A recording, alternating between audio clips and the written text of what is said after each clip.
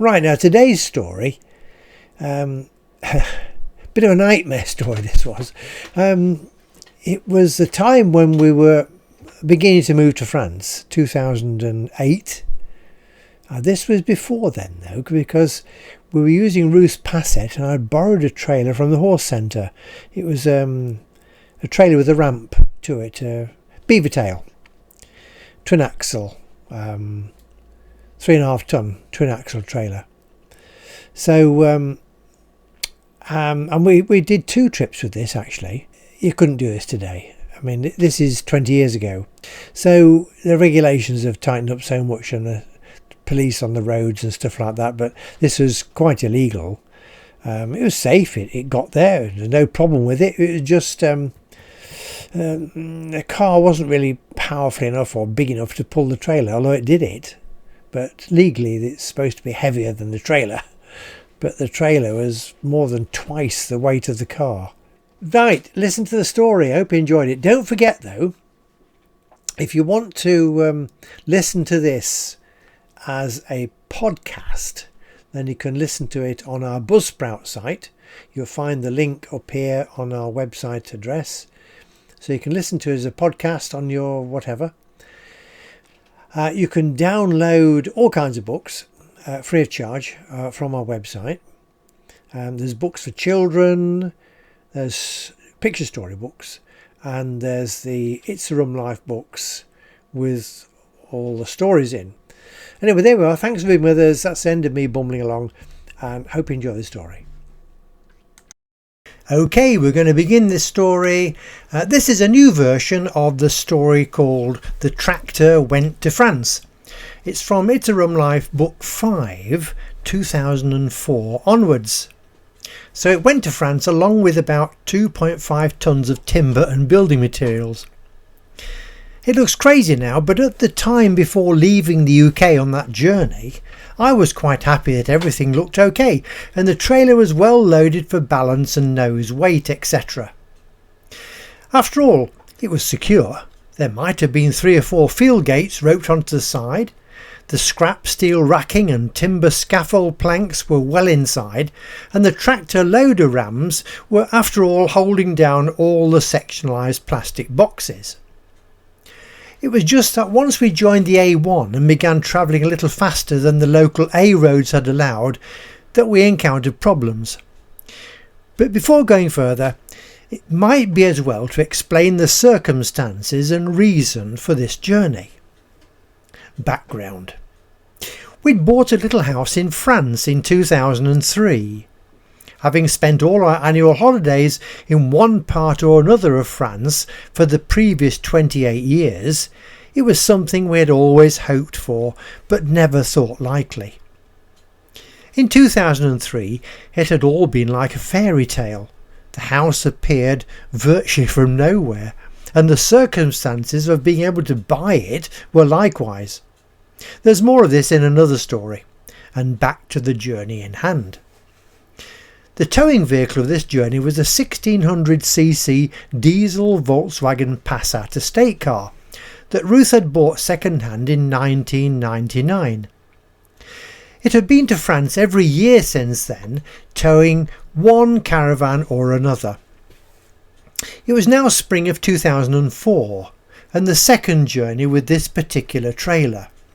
The first had been with things like gas cooker, essential furniture and everything else to make the house habitable.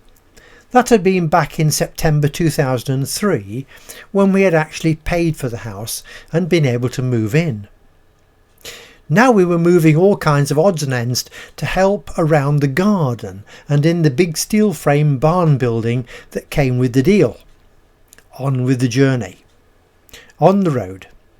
The twin-axle low-loader trailer began to follow the wheelings created by the umpteen heavy goods vehicles that powered up and down those particularly busy roads hour after hour. The car, being somewhat lighter than the trailer with its load, had problems keeping it straight. Ruth was not happy. The motion was somewhat unnerving with the swaying to and fro. I stopped and moved a few heavy bits further forward so that the weight on the tow bar was even heavier. It made little difference. Ruth threatened to get out and walk. I slowed to a crawl and kept the motion under control, then gradually increased speed until I was just below the motion sickness level. We did eventually arrive at Portsmouth. We came prepared for port security and had a list of all on board. Loading.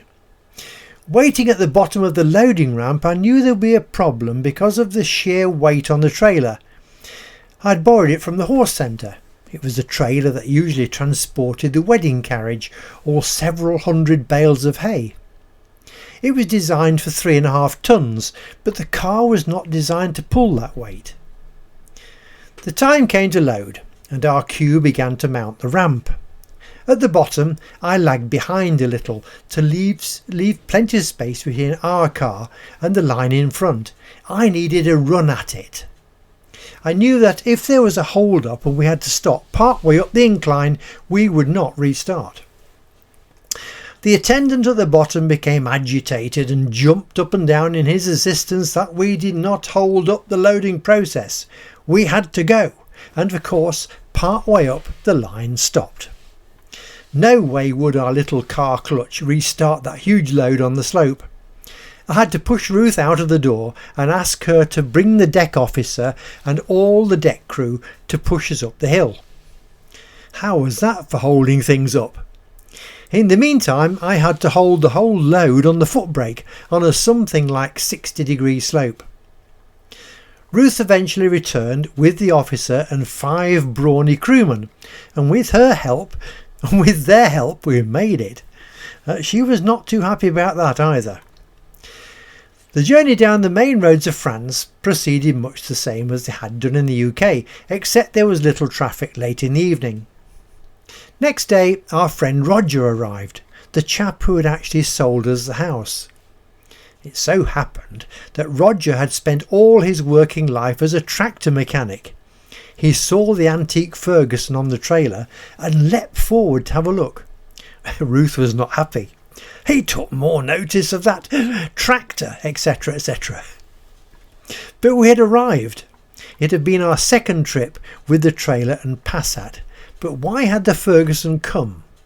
Well, I'd first bought it in 1972, and it had worked with me both at New Bolingbroke and now at Northcote for all those years. It wasn't new then, remember, it had been first built in 1953. I thought it could be of use in our large garden in France, and anyway, it had well earned its retirement.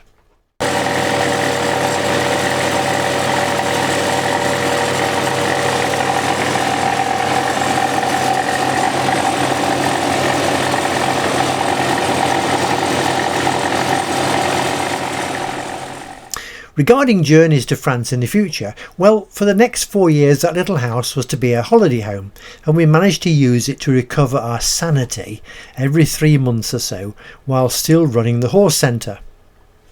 Ruth had retired in 2001 after being very ill, and since then I'd been lorry driving at night from time to time to earn money for us to live on. In 2008, I broke my Achilles tendon in my right leg and decided to retire as I could not work at all for 6 months. That initial time off my leg did allow me to plan our future transport requirements for the big permanent move to France. There are more audio stories about these adventures.